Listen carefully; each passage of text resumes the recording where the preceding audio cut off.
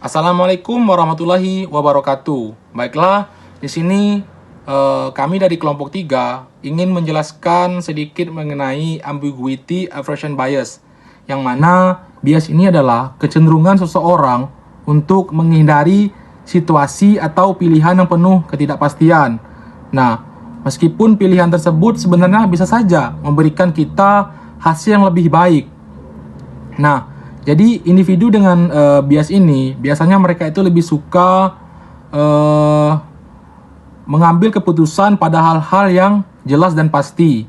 Nah, walaupun peluang keuntungan itu lebih kecil. Nah, juga bias ini biasanya muncul karena rasa ketidaknyamanan terhadap hal-hal yang belum kita ketahui atau sulit diprediksi. Nah, seperti contoh, kita lebih suka memilih makanan yang memang sering kita pesan dibandingkan makanan yang ada menu baru tapi kita enggan mencoba karena kita belum mengetahui pasti menu baru tersebut. Nah, kalau kita ambil dari segi investor, nah investor ini mereka lebih cenderung menaruh uang mereka pada deposito dengan bunga yang rendah karena mereka merasa lebih aman dibandingkan berinvestasi pada saham baru yang potensinya itu tinggi tetapi memang penuh ketidakpastiannya. Nah, dalam konteks UMKM juga, pelaku usaha itu tidak berani atau enggan mencoba metode pemasaran di digital karena mereka merasa asing dan tidak yakin dengan hasil yang didapatkan nanti, sehingga tetap menggunakan cara lama meskipun efektivitasnya sudah menurun. Nah, jadi mereka ini orang-orang yang terkena bias ini, mereka itu takut mencoba hal-hal baru yang penuh ketidakpastian karena mereka tidak yakin dengan apa yang akan didapatkan dari hal-hal tersebut. Mungkin itu saja dari saya. Terima kasih. Wassalamualaikum warahmatullahi wabarakatuh. Baik, selanjutnya yaitu ciri-ciri ambiguitas aversion bias. Yang pertama yaitu lebih nyaman dengan kepastian. Individu dengan bias ini merasa sangat tidak nyaman dengan situasi yang abu-abu atau tidak jelas. Hasilnya mereka akan merasa lebih tenang dan percaya diri ketika memilih sesuatu yang hasilnya dapat diprediksi. Meskipun hasil dari pilihan yang ambigu mungkin secara objektif lebih menguntungkan. Yang kedua yaitu enggan mengambil keputusan. Ketika dihadapkan pada pilihan yang hasilnya tidak pasti, mereka cenderung menunda-nunda pengambilan keputusan. Proses ini disebut decision avoidance. Mereka merasa lebih baik tidak memilih daripada harus memilih sesuatu yang tidak mereka pahami risikonya. Yang ketiga yaitu lebih suka pilihan familiar. Hal-hal yang sudah dikenal terasa lebih aman dan dapat diprediksi. Oleh karena itu, orang dengan bias ini akan cenderung kembali ke merek, rutinitas, atau pilihan yang sudah mereka ketahui, bahkan ketika ada alternatif yang mungkin lebih baik tetapi asing bagi mereka. Yang keempat itu persepsi risiko berlebihan. Otak kita secara alami membesar-besarkan risiko dari hal-hal yang tidak kita pahami, karena informasi tentang probabilitas kegagalan tidak jelas. Imajinasi kita akan mengisi kekosongan itu dengan skenario terburuk, sehingga membuat risiko terasa jauh lebih besar daripada yang sebenarnya. Yang kelima yaitu cenderung mencari informasi tambahan. Untuk mengurangi perasaan yang tidak nyaman akibat ambiguitas, mereka akan aktif mencari informasi, opini, atau data tambahan. Tujuannya adalah untuk mengubah situasi yang ambigu menjadi situasi yang berisiko dengan probabilitas yang diketahui, sehingga lebih mudah dikelola. Namun terkadang pencarian ini bisa berlebihan dan menyebabkan analisis paralisis. Sekian, terima kasih. Oke, selanjutnya saya akan menjelaskan dampak dari ambiguity atau ketidakjelasan.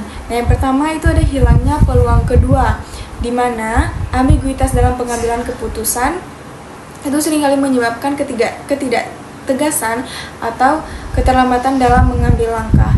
Nah, ini dapat membuat organisasi tersebut kehilangan kesempatan untuk memperbaiki atau mengevaluasi kembali keputusan sebelumnya yang kurang tepat. Kemudian yang kedua ada keputusan subopsional. Nah, di mana ketika informasi tersebut yang tersedia tidak jelas atau ambigu, keputusan yang diambil itu cenderung tidak optimal. Nah, kemudian yang ketiga, keterbatasan inovasi, di mana ambiguitas ini menciptakan ketidakpastian yang tinggi yang dapat menghambat kreativitas dan inovasi. Nah, kemudian yang keempat itu overkonservatif dalam finansial, di mana bisa menyebabkan organisasi tersebut menjadi terlalu hati-hati dalam aspek keuangannya, misalnya menahan investasi, kemudian membatasi pengeluaran atau menolak proyek baru.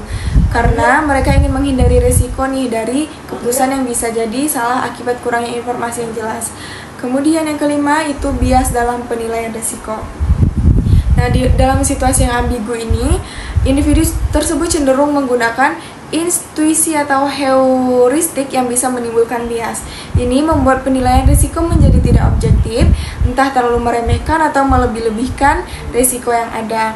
Contohnya di sini misalnya manajer terlalu kuat akan kerugian sehingga menolak proyek yang sebenarnya berpotensi tinggi karena hanya berfokus pada ketidakpastian kecil yang belum pernah atau belum tentu terjadi. Baik, selanjutnya yaitu cara mengatasi ambiguity aversion bias. Yang pertama yaitu tingkatkan literasi dan pemahaman risiko. Dengan memperdalam pengetahuan tentang risiko dan ketidakpastian, seseorang akan lebih siap dalam menghadapi situasi yang ambigu. Nah, pemahaman ini dapat membantu mengurangi rasa takut berlebihan terhadap hal yang tidak pasti. Yang kedua yaitu kumpulkan informasi tambahan. Ambiguitas ini sering muncul karena kurangnya informasi. Nah, mengumpulkan data atau informasi tambahan dapat membuat keputusan lebih terarah dan mengurangi rasa ragu. Yang ketiga yaitu gunakan analisis yang rasional. Daripada hanya mengandalkan intuisi atau perasaan, penting menggunakan logika, metode analisis, atau model pengambilan keputusan agar hasil lebih objektif. Yang terakhir yaitu latih pengambilan keputusan dalam ketidakpastian. Semakin sering seseorang berlatih membuat keputusan, semakin terbiasa juga ia menghadapi risiko. Nah, latihan ini membantu meningkatkan kepercayaan diri dan mengurangi bias dalam memilih sesuatu, entah itu investasi atau yang lainnya.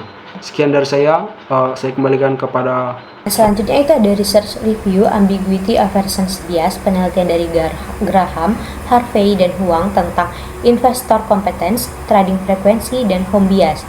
Penelitian ini menjelaskan bahwa persepsi kompetensi individu memiliki peran penting dalam perilaku investasi.